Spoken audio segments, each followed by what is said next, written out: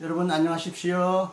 이신근 교수의 조직신학 강의 다시 여러분 앞에 섰습니다. 제가 이신근 교수라고 했지만 사실 저는 작년 8월에 서울신학대학교 교수직에서 은퇴했기 때문에 정식 교수는 아닙니다. 물론 명예교수도 아니고요. 학생들이 아직도 나를 교수라고 부르고 제가 또 교수라는 명칭을 빨리 안 떼고 있기 때문에 여러분 앞에 교수라는 이름으로 나왔는데 사실은 저는 이제는 자연인 이신근입니다. 모자라 이제 교수라는 직함을 떼고도 여러분 앞에 설 수 있기를 바랍니다. 무더위가 물러가고 선선한 가을 바람이 불어오기 시작합니다. 가을은 이제 천고마비의 계절이라고 하늘이 높고 말이 살찌는 계절이라고 했습니다만은 우리도 이제 가을 되면 더위에 지친 몸을 다시 추스려서 건강하게 몸이 다시 회복되어야 하겠습니다만은 무엇보다도 우리의 정신도 우리의 신앙도 더 강건해지고 더 튼튼해져야 하겠습니다. 그런 의미에서 가을은 독서하기 좋은 계절이고 공부하기 좋은 계절임을 실감하게 됩니다. 지난 시간에는 교회의 본질에 관하여 누가 교회인가 라는 제목으로 여러분과 함께 고민해 보았습니다. 오늘은 교회의 조직 질서에 관하여 여러분과 함께 공부해 보기로 하겠습니다. 교회 조직 질서 하면 헌법이나 교회의 아주 구체적인 제도를 생각하는 분들이 많은데 오늘 이 시간에는 여러분 앞에 교회의 아주 구체적인 자세한 조직이나 헌법에 관하여 설명드리지는 않겠고요. 신학적으로 성서적으로 교회가 어떤 질서를 가져야 하는지에 관한 원론적인 얘기를 여러분과 함께 나누려고 합니다. 교회는 어떤 질서, 어떤 조직을 가져왔고 또 가져야 하는가 하는 고민입니다. 이런 질문을 던지자마자 여러분에게도 굉장히 곤혹스러운 현실이 떠오를 것입니다. 너무나 많은 교회와 교파가 존재하기 때문에 어떤 교회를, 어떤 교파를 말해야 하는가 하는 것이죠. 한국교회는 유별나게 세계와 달리 큰 교회, 대형 교회도 만들어냈고요. 또 수많은 교회를 만들어내었습니다. 한편으로는 이것이 자랑거리이기도 하지만 한편으로 보면 또 우리 한국교회의 수치, 부끄러움이기도 합니다.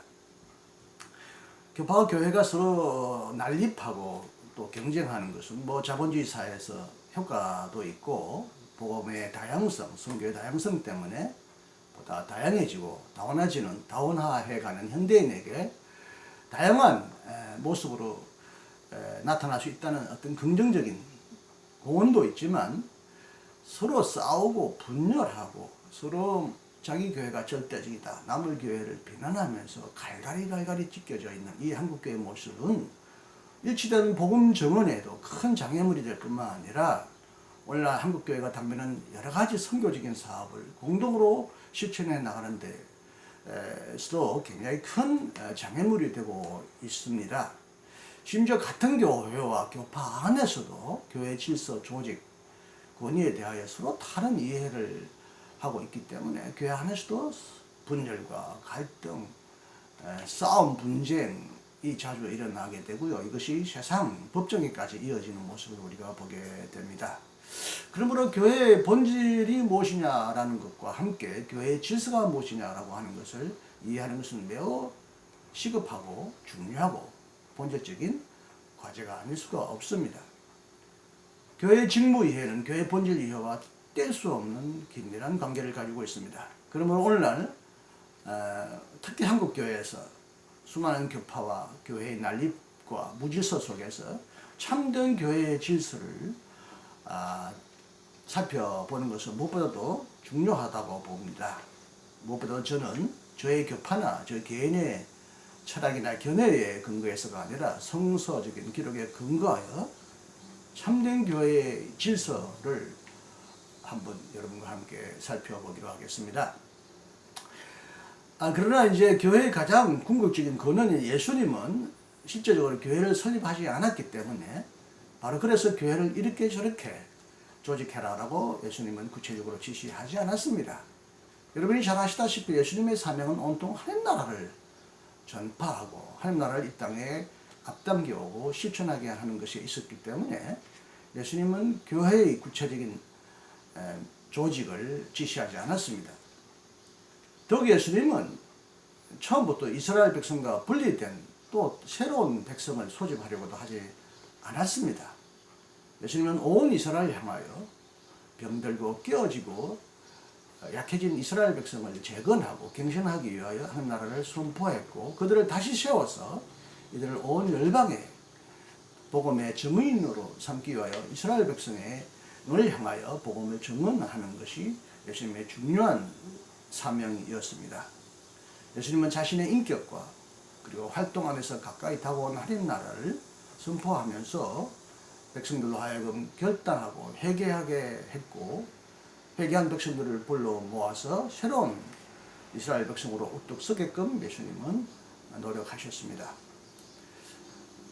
그러나 이제 이스라엘 백성에게 12지파가 있듯이 예수님은 12명을 상징적으로 제자로 삼아서 그들을 하나님 나라의 증인으로 세웠고 이들을 통하여 하나님 나라의 복음을 전파하려고 했었습니다. 그런 점에서 제자 무리 가운데서 12명만이 아니라 12명 주위에 모여든 수많은 사람들을 중심으로 서서히 교회가 싹트고 있었고 자라나고 있었다고 할 수가 있겠습니다. 비록 예수님은 제도적이고 조직적인 교회를 목표하고 설립하지 않으셨지만 예수 주위에 모이던 공동체 제자 무리들은 결국 장차 교회가 형성될 것을 예비하고 준비하는 그런 뿌리가 되었다고 봐야 할 것입니다. 그런 점에서 가톨릭 신학자 교회라고 하는 아주 두꺼운 역작을 남긴 하즈킹의 다음과 같은 말은 매우 옳습니다. 예수님의 생애 중에는 교회가 설립되지 않았다. 예수의 생애가 없이는 교회가 없다. 예수는 교회를 설립하지 않았지만 예수 없이는 교회가 설립될 수 교회가 존재할 수 없었다. 물론 여러분에게 짧은 시간 동안에 깊은 논쟁에 들어가고 싶지 않습니다만 교회가 예수님의 교회를 설립하지 않았느냐, 예수님의 교회를 가끔 말하지 않았느냐 이렇게 설명하는 분이 있고 그래서 교회의 설립자를 예수님으로 보는 사람이 있기도 합니다. 마태마가 누가복음에는 전체를 통틀어 딱 2번 예수님이 교회에 관하여 얘기하는데 한 번은 회당에 관하여 얘기했다고 봐야 할 것입니다. 형제들 중에 잘못한 사람을 어떻게 잘 지도하고 인도해야 할 것인가를 설명할 때 에클레시아 교회를 말하는데 이 에클레시아는 지금의 교회가 아니라 그 당시 존재했던 회당일 가능성이 매우 높고요. 또 하나는 베드로 혹은 베드로의 고백 위에 교회를 세울 것이라고 말할 때 이것도 이제는 예수님이 직접 세우신 것이 아니라 장차 베드로의 신앙 위에 교회가 세워질 것을 예언한 것이라고 볼 수 있겠는데 많은 성사학자들은 이 다메섹 도상에서 이 말을 베드로가 했고 교회가 설립될 것이라고 예수님이 예언했다고 말하지만 성사학적으로 매우 논쟁이 분분합니다. 오스카 콜만과 같은 비교적 건전한 신약 성사학자는 예수님의 부활 이후에 다시 베드로를 부르시고 베드로를 통해 앞으로 미래 교회가 세워질 것을 부탁하셨다고 이렇게 봅니다. 자관 예수님의 생애 중에 예수님은 교회를 설립하지 않았습니다. 그러나 예수님이 없었다면 교회가 이 땅에 생겨나지 않았을 것입니다. 실제적인 경험적인 교회는 여러분이 잘 아시다시피 부활 이후에 뿔뿔이 도망간 흩어진 제자들이 다시 모였고 예수님의 약속대로 모여 기도하다가 성령을 뜨겁게 체험한 이후에 교회가 생겨나기 시작했습니다. 예수님의 제자들은 십자가에 달렸다가 다시 살아나신 예수님을 세상의 주님이라고 고백했고 예수님의 고난을 회상하는 가운데서 예수님의 말씀을 전파하고 성찬식을 행했으며 떡을 떼고 먹고 마시면서 찬양하고 하나님을 찬양하고 감사하면서 또한 복음을 널리 전파하려고 노력했습니다. 그러나 제자들도 예수님처럼 처음부터 유대교 회당과 분리되는 것을 원치 않았던 것 같고 그들도 수시로 회당을 드나들었고 회당에 들어가서 논쟁도 했지만 결국 회당의 박해와 추방 때문에 그들은 회당과 분리될 수밖에 없었고 그래서 그들은 독자적인 모임, 독자적인 교회를 구성할 수밖에 없었습니다. 이방인을 위한 선교가 전개되는 가운데서 제자들은 그리스도를 따르는 자들, 그리스도인이라는 명칭을 얻게 되었고 회당과 분리된 다른 공동체로 무리로 사람들에게 주목을 받고 인정을 받게 되었습니다. 한식형의 말대로 교회의 근원은 그리스도 사건 전체에 있지만 교회는 살아있는 분에 대한 현실의 체험에서 출발했습니다.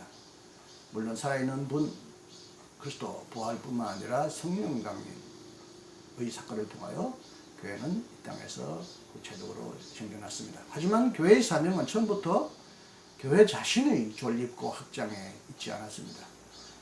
교회는 예수님의 말씀대로 예수님의 사명에 따라서 하나님 나라를, 그리스도의 통치를, 그리스도 안에 통치 안에서 가까이 다가온, 새롭게 다가온 하나님의 통치를 전파하고 실천하는 사명을 부여받았지 교회 자체의 성장과 존립을 위하여 존재하지 않았습니다. 그런 의미에서 교회는 하나님 나라를 지시하는 하나의 비유요, 반영이요, 복사요, 하나님나라의 전조요, 하나님나라를 기다리며 하나님나라를 실천하는 자들의 무리, 하나님나라를 가리키는 표징, 손가락이라고 할 수 있습니다. 교회는 아직 하나님나라가 아니었습니다. 하나님나라를 지시하거나 하나님나라의 모습을 앞당겨 미리 실천해주는 그런 모습이었습니다. 하나님나라는 교회라고 흔히 말하지만 교회는 하나님나라가 아닙니다. 그럼에도 불구하고 교회와 하나님나라가 완전히 별개의 현실이 아니라 이미 하나님나라는 교회 안에서 도립에 들어왔고 하나님나라에서 성장하기 시작했다고 말해야 할 것입니다. 그럼에도 불구하고 하나님나라는 여전히 미래적이고 종말론적인 소망의 대상이었고 그래서 교회는 예수님의 재림을 통해 하나님나라가 궁극적으로 실현될 것을 기다려야 했습니다.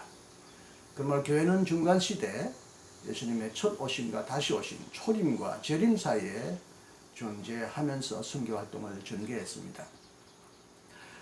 처음에는 초대 그리스도인들은 예수님이 가급적 빠른 시일 내에 오실 거라고 기대하고 교회 조직이나 교회 질서에 관하여 큰 관심을 기울이지 않았습니다. 그러나 예수님의 재림이 기대밖에 늦어지고 그들이 이 세상에서 복음을 전하며 하나님 나라의 복음을 실천하는 가운데서 자연히 조직과 직무를 갖출 수밖에 없게 되었습니다. 예수님의 활동 당시를 보아서 알 수 있듯이 하나님 나라를 기다리는 제자 무리는 특별한 조직이 필요하지 않았습니다. 그렇지만 하나님 나라를 기다리는 무리로서 결국 이 땅에서 존재해야 하는 교회로서 자연스럽게 성도들 간에 그리스도인들 간에 일정한 임무를 할당하고 조직하는 일을 더 이상 회피할 수가 없었습니다.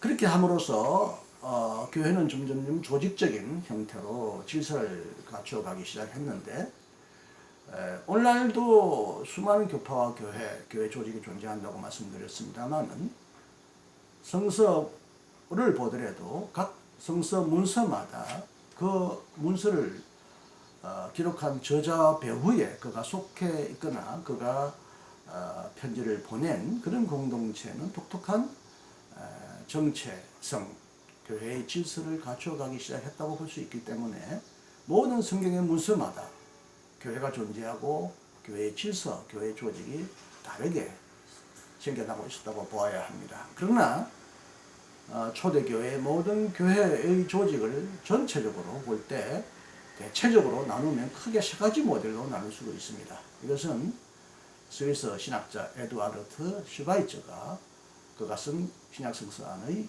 나타난 교회와 교회 질서라는 책에서 이 세 가지 모델을 제시하고 있는데요. 첫째는 팔레스타인 교회입니다. 팔레스타인 교회는 아직도 유대교의 옛 형태와 조직 안에 강하게 머물러 있었습니다.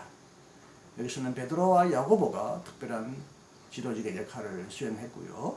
유대교의 직무인 서기관, 랍비, 제사장, 장로와 사제도 교회 안으로 들어왔습니다. 그렇지만 그들은 남다른 특권을 교회 안에서 주장하거나 그렇게 특권을 유지하지 않았습니다. 그리고 교회 안에서 모든 잘못된 권위와 위치는 배격되었습니다. 물론 마태에 따르면 특히 마태 공동체는 베드로에게 남다른 특별한 지도적인 권한이 있다고 기록하고 있습니다. 마태복음 16장 19절에는 예수님께서 다메섹 도상에서 베드로의 신앙 고백에 이어서 이렇게 말씀하시죠. 내가 천국 열쇠를 내게 주리니 내가 땅에서 무엇이든지 매면 하늘에서도 맬 것이요 내가 땅에서 무엇이든지 풀면 하늘에서도 풀리리라. 이것이 맺고 푼다는 말이 무엇이냐에 대하여서도 조금 학자들 간의 견해가 다릅니다만은 교회 지도권, 치리권, 사제의 권한 이런 것을 말한다고 보는데 좌우간에 이것은 베드로가 갖는 교회의 치리권, 지도권을 표명하고 있습니다. 물론 여러분 잘 아시다시피 마태복음 다른 본문에는 이 맺고 푸는 권세가 또 모든 그리스도인들에게 주어져 있다고 기록되어 있기 때문에 베드로에게만 단 한 사람에게만 이 치리권이 있다고 마태도 그렇게 말하고 있지 않다는 의미에서 상당히 마태 공동체도 처음부터 민주적인 형태를 띠고 있었다고 봐야 하겠습니다. 바시탄 교회는 하나님 나라가 아직 도래하지 않았기 때문에 조직과 질서가 교회의 존속과 생존을 위해 필요하다고 생각했습니다. 그래서 그들은 직무를 맡은 사람들은 특별한 역할을 담당했습니다. 여러 은사들, 특히 병자를 치유하는 사람들은 그런 직무 담당자들에 의해 이루어졌고요. 안수를 통하여 성령을 받게 하는 것은 특히 사도만의 권한이었음을 사도행전을 통해서 알 수 있습니다.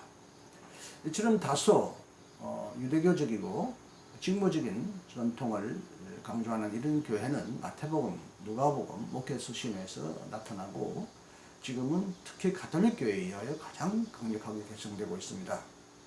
가톨릭 교회는 특별히 로마법, 강력한 매우 잘 체계화된 로마법과 전통적인 의식과 결합된 가운데서 직무, 조직, 질서를 강하게 내세우게 되었습니다. 특히 교회의 역사 속에서 이단과 싸우고 이단에 맞서서 교회를 지키려고 하는 가운데서 감독의 권위, 초기에는 장로 중에 감독이 생겼습니다만 장로 특히 그리고 감독의 권위가 매우 강조되었고 시간이 흐를수록 더욱더 견고한 강력한 성직계급적인 형태, 히어라키, 거룩한 어떤 질서, 거룩한 계급제도가 가톨릭 교회 안에 형성되게 되었습니다. 두 번째, 이와 정반대로 계급적인 질서나 조직을 거부하는 형태의 교회가 있는데 그것을 우리는 요한교회에서부터 볼 수가 있습니다. 요한이 이해했던 교회는 바시탄 교회와 완전히 다릅니다.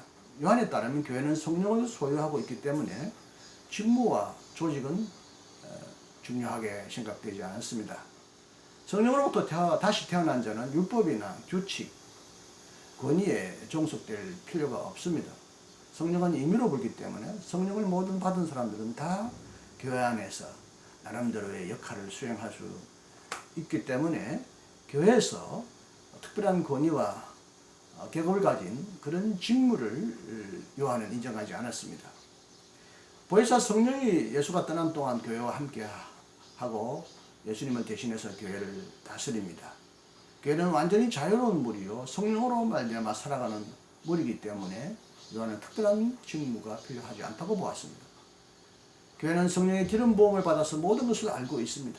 그러므로 요한교회는 교회를 지배하려던 감독을 강하게 거부하고 있습니다. 요한 3서 1장 9절에 제가 잘못 썼습니다만 요삼 9가 아니라 요삼 1장 9절에는요. 그들 중에 어떤 이 되기를 좋아하는 디오드레베가 우리를 맞아들이지 아니하니 이런 말이 있는데요. 이 디오드레베가 교회에서 뭔가 우두머리가 되려고 하는 어떤 모습을 보였고 이것을 요한은 굉장히 싫어한다는 것을 요한 3서 세 번째 편지에서 기록하고 있습니다. 요한 3서 1장 9절입니다. 고쳐주시기 바랍니다. 요한교회의 모델은 오늘날 조직과 법과 체계보다는 자유로운 성령과 성도의 자율성을 더 강조하는 교회, 예컨대 자유교회, 남미의 바다공동체, 형제교회, 회중교회 등을 통하여 개성되고 있고 평신도 중심으로 교회를 민주적으로 운영하려는 다양한 운동 안에서 새롭게 나타나고 있습니다.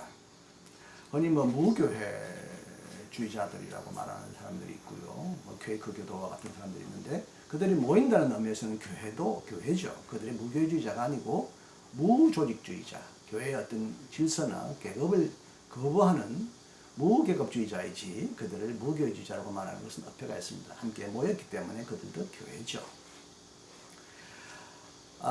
팔레스타인 교회와 요한교회는 어떻게 보면 굉장히 좌와 우편으로 나누어진 좀 극단적인, 한편에는 조직을 강조하고 한편에는 자유를 강조하는 이런 양편에 나누어진 서로 대립하는 형태를 띠고 있지만, 바울교회는 이 양편에서 중도적인 입장, 중간적인 입장을 띠고 있다라는 형태를 띠고 그런 느낌을 받습니다. 팔레스타인 교회는 제도적으로 경직된 교회, 권위주의적이고 율법주의적인 조직으로 변질될 위험에 빠집니다. 물론 팔레스타인 교회는 장점이 있습니다. 이단이나 혼란을, 교회의 무질서를 잘 다스리고 교회를 질서정연한 그런 통일된 교회로 만드는데 팔레스타인 교회가 큰 기여를 했지만, 거꾸로 보면 또 너무 교회를 경직되게 하고 권위주의적인 교회, 율법주의적인 경직된 교회로, 화석화된 교회로 교회를 만들 위험이 있습니다. 요한교회는 자유로운 교회, 성령의 자유로운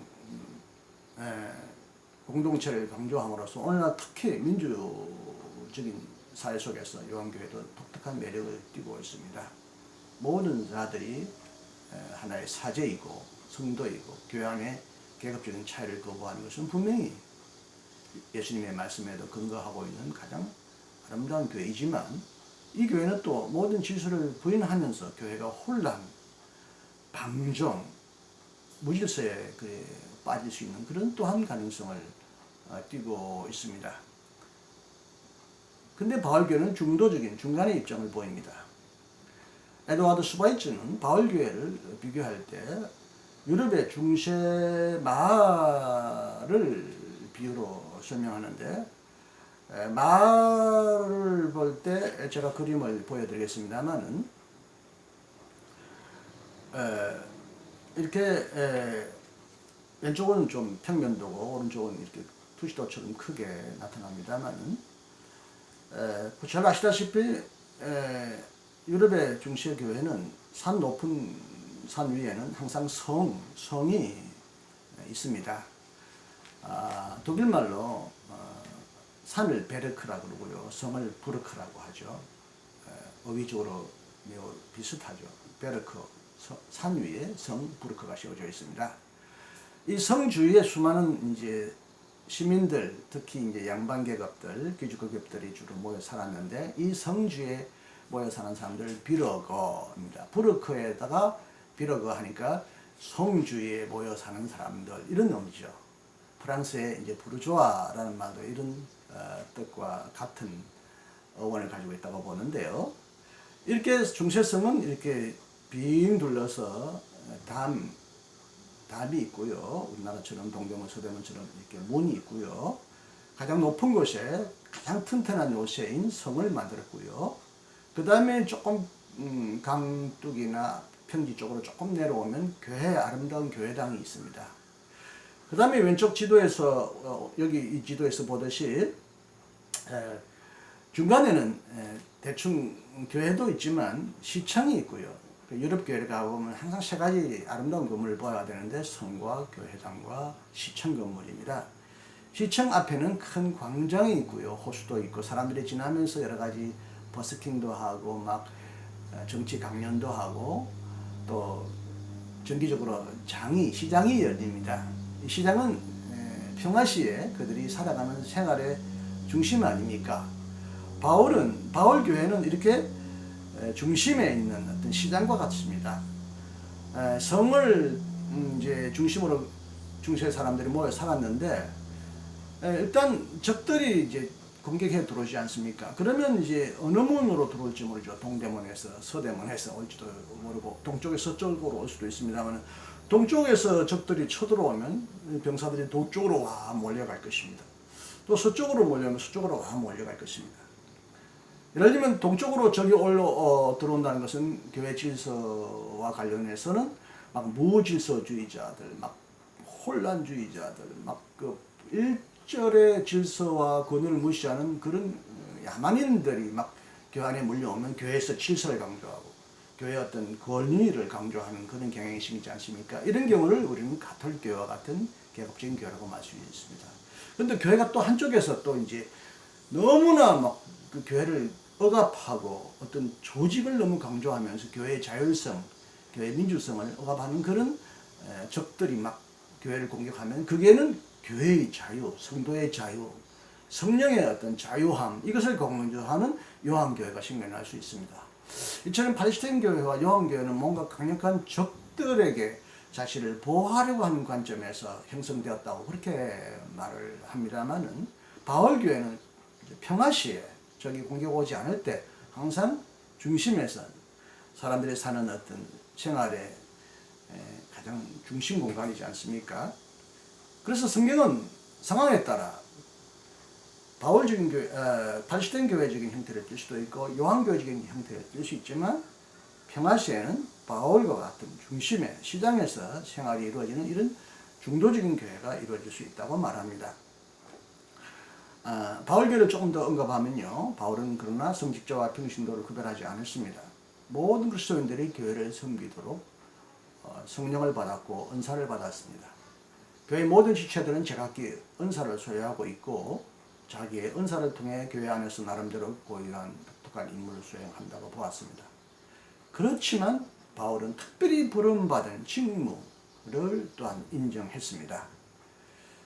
고린도전서 12장 28절에 하나님이 교회 중에 몇을 세우셨으니 첫째는 사도요, 둘째는 선지자요, 셋째는 교사요, 그 다음은 능력을 행하는 자요, 그 다음은 병 고치는 은사와 서로 돕는 것과 다스리는 것과 각종 방안을 말하는 것이라. 물론 이 순서가 하나의 교회의 어떤 질서를 가치 중심으로, 권위 중심으로 쭉 배열한 듯한 느낌을 받지만 꼭 그렇지는 않는 것 같고요. 자본에 바울은 모두가 교회 안에서 은사를 받은 대로 교회를 섬길 수 있지만 또 교회는 하나의 직무, 직책을 부여할 수 있다는 거죠. 사도, 선지자, 교사, 병 고치는 자, 이런 사람들을 직무자로 세워서 교회를 섬기게 할 수 있다고 보았습니다. 바울교회는 직무와 성령의 은사를 모두 동등하게 인정하는 가운데서 이 둘의 조화로운 균형을 추구하는 교회의 모습을 띠고 있습니다. 여기서 공적인 직무와 영적인 은사는 서로 대립관계에 있지 않습니다. 팔레스타인 교회와 요한교회는 흔히 강력한 어떤 직무와 자유로운 영적인 은사를 대립적으로 봄으로써 한쪽으로 치우치는 경향이 있다면, 바울의 교회는 이 양자를 종합하며 서로의 긴장 관계를 건전하게, 건강하게 조화시키려고 하는 그런 모델을 이루고 있습니다. 이런 모델은, 바울 모델은 양극단을 피하고 중간적인 입장을 선호하는 많은 개신교회, 대다수의 교회에서 볼 수가 있습니다. 이처럼 신약 성서의 교회는 세 가지 형태의 직무 모델 속에서 역동적인 긴장 관계를 이루고 있고요. 그래서 신약 성서의 교회는 하나의 고정된 획일적인 교회가 아니라 활발한 발전과 운동과 과정 속에 있었음을 알 수가 있습니다. 방금 말한 대로 적의 공격에 따라서 교회는 때로는 질서를 강조하는 파레시인적인 교회가 될 수도 있고, 또 질서가 너무 자유를 억압할 때, 성령의 자유를 질식할 때는 은사와 자유를 강조하는 요한교회가 될 수도 있지만, 그런 평화로운 시기에는 중도적인 바울교회로 되돌아오며 바울교회를 더 중요시하는 그런 경향을 띌 수도 있습니다.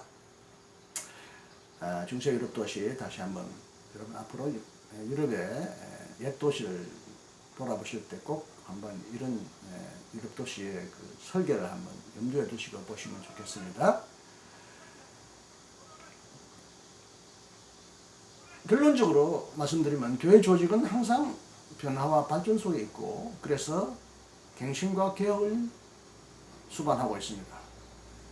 그래서 종교개혁자들은 항상 믿음으로 옳게 된다는 구호와 더불어 교회는 항상 개혁되어야 한다라는 구호를 내세웠습니다. 라틴 말로 에클레시아 셈퍼 레포만다. 교회는 에클레시아 셈퍼 항상 레포만다. 미래 수동태, 당위 수동태입니다. 개혁되어야 한다. 교회의 부단한 발전과 변화와 긴장은 조직적인 발전의 필수적인 단계입니다. 그렇기 때문에 교회 조직은 결코 획일적일 수가 없습니다. 획일성은 공동체, 교회의 황폐화와 죽음을 초래합니다. 교회가 다양한 형태를 띠고 있다는 것은 교회의 건강한 모습을 오히려 상징할 수도 있습니다. 획일적인 단체는, 획일적인 조직은 교회의 활성과 미래를 매우 어둡게 할 수도 있습니다. 다양성 그 자체가 나쁜 것은 분명히 아닙니다.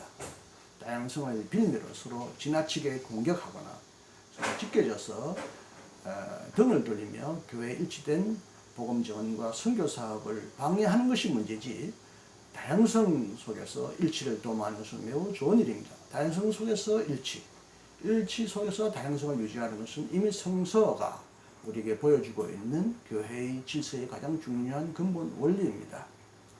성령 안에서 이루어지는 삶과 친교는 긴장으로 가득 찬 일치, 긴장 속의 일치로 표현될 수 있습니다. 그러므로 교회의 직무는 경직된 법칙이 아니라 다양한 견해 가운데서 항상 새롭게 창조해야 할 평화와 같습니다. 교회는 물론 평화의 사신이 되어야 하고 평화의 주창자가 되어야 합니다. 그러나 이 평화는 다양성과 긴장을 무조건 덮어버리고 무시하는 것이 아니라 긴장과 대화와 논쟁 가운데서 추구해야 될 목표인 것입니다. 평화는 궁극적으로 교회가 추구할 직무의 본질입니다. 왜냐하면 하나님은 무질서의 하나님이 아니라 평화의 하나님이기 때문입니다.